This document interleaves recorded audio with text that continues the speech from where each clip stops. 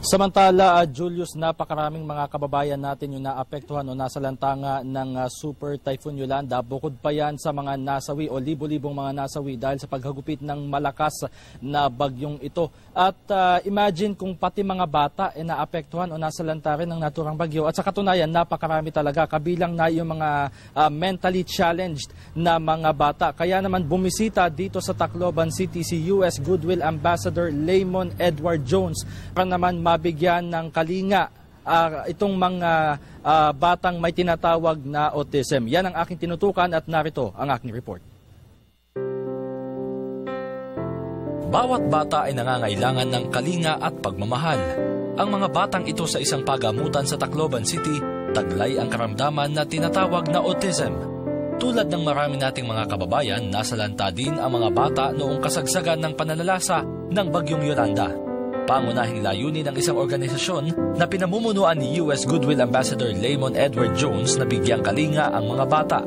At dahil mentally challenged nga ang mga munting anghel, malaking tulong ang pagbubukas ng isang Child Development Center para sa mga batang may sakit na autism. Twin Square Global Alliance is about 100,000 Filipinos in the Philippines and around the world who pray every day for peace, health, and prosperity in the Philippines. That's it simply. We just want people to have a great life in the Philippines, especially special needs children. We want to give them hope, education, food, and shelter. Ang poong Santo Niño ang sumisimbolo sa mga kabataang ito, kaya naman sumibol ang liwanag para sa kanila, lalo pat may mag-aalaga na sa kanila. Nagpapasalamat si Sister Eloisa David sa tulong na ipinaabot ng international organization. Kaya ko ngayon natutuwa, ang Department of Health is the one initiating na they will give us the full support, and then dinadala itong French Global something, anong pangalan niya? French Global Alliance. Malaki may tutulong nila sa atin kasi international sila eh. So they will bring in all the technology. If we need specialists, tutulong sila. Ang arrangement namin sa DOH partnership yon. Ito yung PPP. We provide the building. They will help us with the teachers kasi sila ang nagpaaral ng kung paano ituturuan yung mga autistic children. Simula pa lamang ito ng programa ng Department of Health para sa mga batang may autism sa mga lalawigan. This is the first child development center that we are establishing in a regional hospital.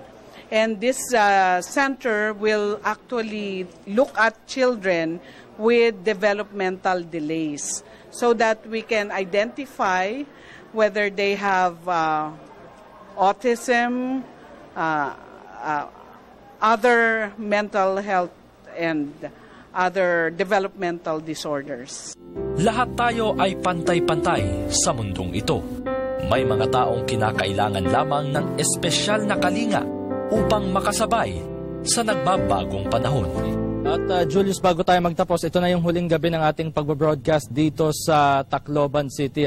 Kaya naman pasalamatan natin yung tumulong sa atin para tayo o maisakatuparan natin ang pagbabroadcast ng live dyan sa Maynila. Itong PCMC PRTV12 Tacloban City, yung siyang tumulong talaga sa atin sa pangunguna ng kanilang PCMC management, si Mr. Glenn Capacion. Nariyan din si Mr. Danilo Requies, ang station manager, at si Mr. Marvin Modelo, ang kanila namang production manager. At syempre yung napakahusay na offline editor naman, walang iba kundi si Danilo Martinez. Maraming salamat sa kanilang pagtulong sa atin.